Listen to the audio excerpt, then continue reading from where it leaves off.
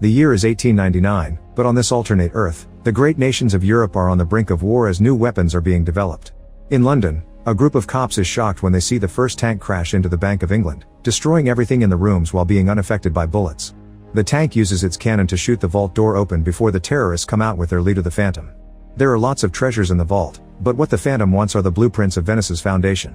Britain accuses Germany of the robbery, but soon afterward, the Phantom and his men show up in Berlin, where they kidnap a bunch of scientists and blow up all the Zeppelins. Countries begin pointing fingers at each other and war is imminent. Sometime later in Kenya, Reed is looking for Alan, the famous hero from King Solomon's Mines. An old man calling himself Alan starts sharing some old adventure stories, but when Reed mentions he works for the British government and they need help, the real Alan reveals himself. It turns out he often uses a friend to protect his identity. Reed explains he's trying to prevent the next world war, but Alan refuses to help because he doesn't fight anymore since he lost his family.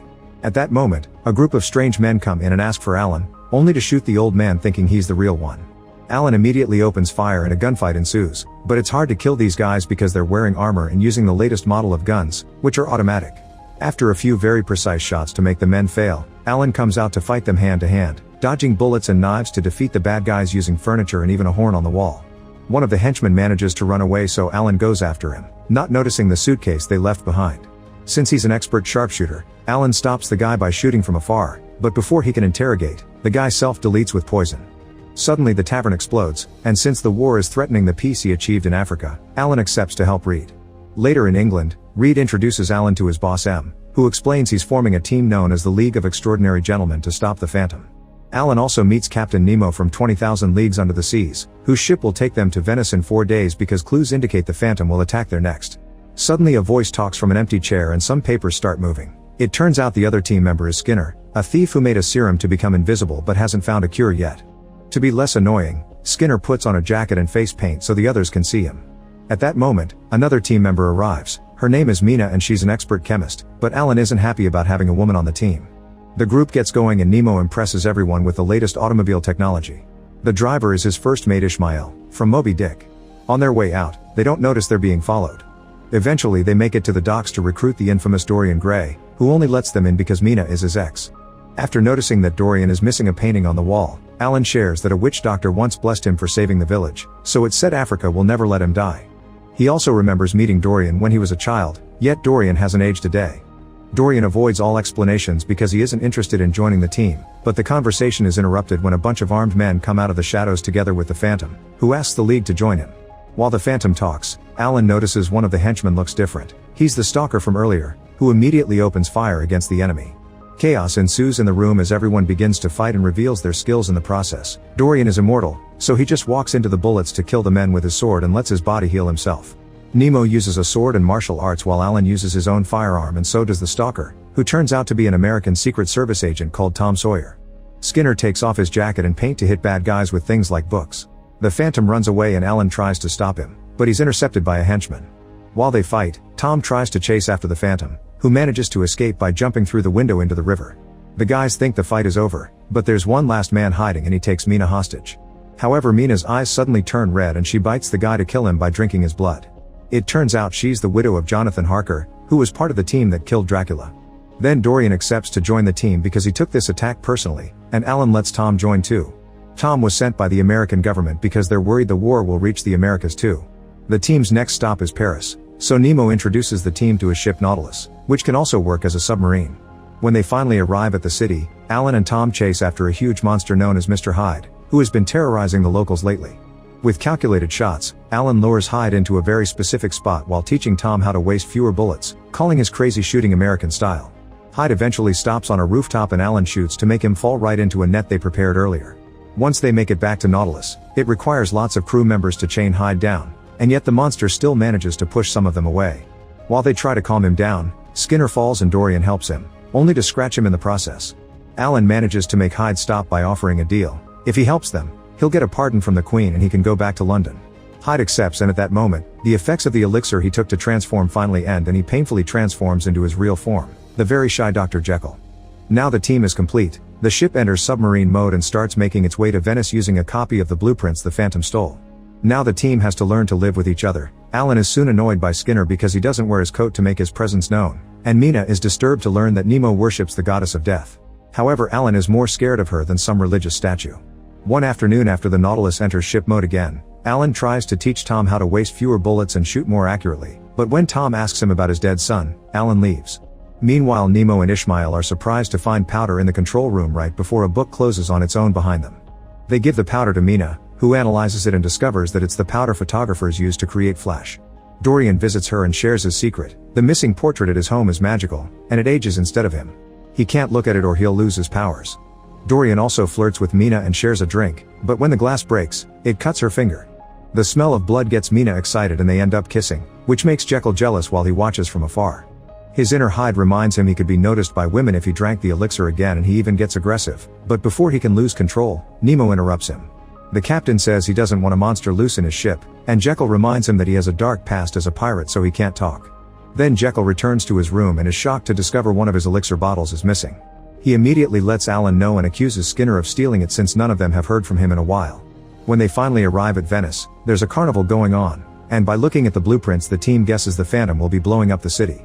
The League gets ready to start searching for the explosives, but as soon as they touch land, the bombs go off and the buildings start crumbling in a domino effect.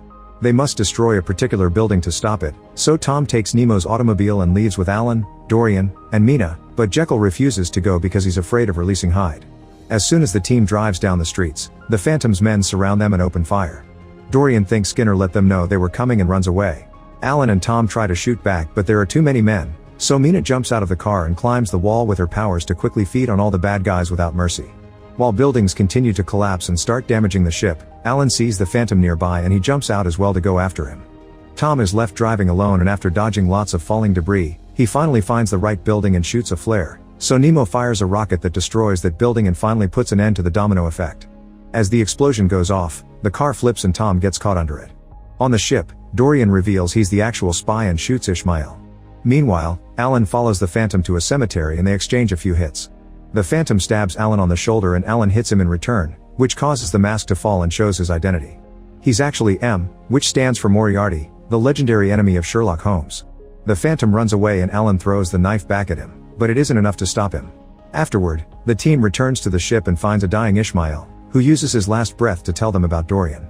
At that moment, the ship's exploration pod comes out and shows Dorian going away to meet with the Phantom. The League immediately starts following him with the ship, and during the trip, they find a recording left by Dorian. The Phantom's voice starts playing, explaining that Reed works for him too, and he sent him to put together the League on purpose so Dorian could get a sample of their abilities. Dorian stole Jekyll's elixir bottle, took Mina's blood with the broken glass, took Skinner's skin when he scratched him, and took pictures of Nemo's technology. Alan was recruited because he was the only one capable of capturing Hyde.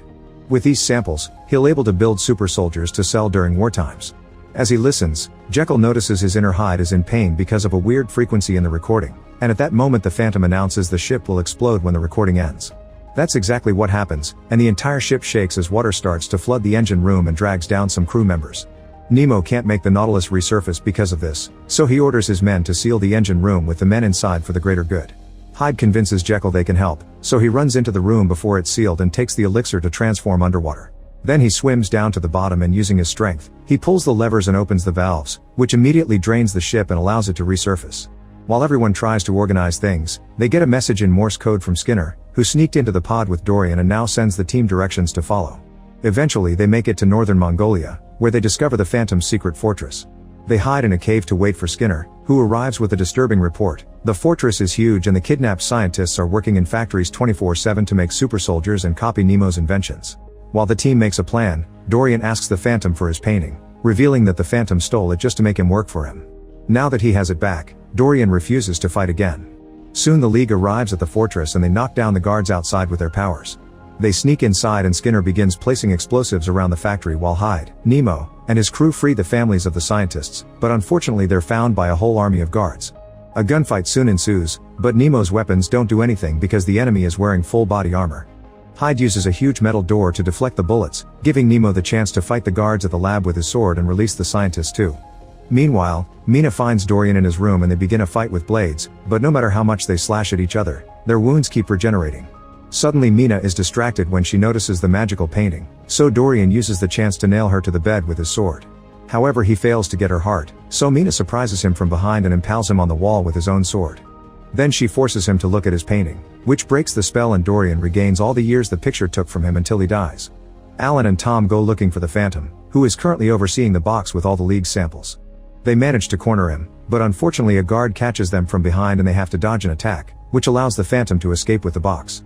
The duo immediately goes after him, and in one of the corridors they bump into an invisible man who suddenly attacks them because he isn't Skinner. While Alan continues to chase the Phantom, Tom stays to fight this new invisible man, but he continues to waste too many bullets. At that moment an armored soldier arrives and uses a flamethrower to start burning everything in the room, but this time, the real Skinner distracts him and ends up on fire too. Tom quickly uses the chance to hit the guy with a torch, causing the gas tank to blow up and kill him. Afterward Tom checks on a burnt Skinner, only to be caught by the other invisible man. At the same time, Alan finds the Phantom in a dark room and they begin to fight, exchanging a bunch of hits until Phantom falls and Alan grabs an axe, ready to end it all. Back to Nemo, he manages to get all the scientists out while Hyde protects them, but one of the guards steals some elixir from the lab and drinks more than he should. He transforms into such a powerful monster that Hyde and Nemo have trouble fighting against him even while teaming up. At that moment Hyde changes back into Jekyll, so he and Nemo have to run. The monster and Alan are about to make their kills at the same time but suddenly Skinner's explosives go off and the building starts to crumble. Hyde and Nemo run outside while the monster is killed by the falling debris. Meanwhile the Phantom uses the distraction to dodge Alan's attack. When Alan tries to stop him again, the Phantom shows him that his invisible man has caught Tom, so Alan turns to save his protege and the Phantom stabs him in the back before jumping out of the building. Since Alan's glasses are now broken, Tom takes Alan's rifle and using his teachings, he manages to kill the Phantom from a distance. While the box with the samples is lost in the water, Alan tells Tom that the new century belongs to the new generation, and then he dies too. Sometime later, the League buries Alan with his family in Africa, and Tom leaves the rifle on the grave. The group decides to keep being a team and leave to start a new adventure. Once they're gone, the witch doctor from Alan's story comes to start his ritual, which makes the grave shake. Make sure to subscribe and turn on notifications so you can watch more videos like this. Thanks for watching.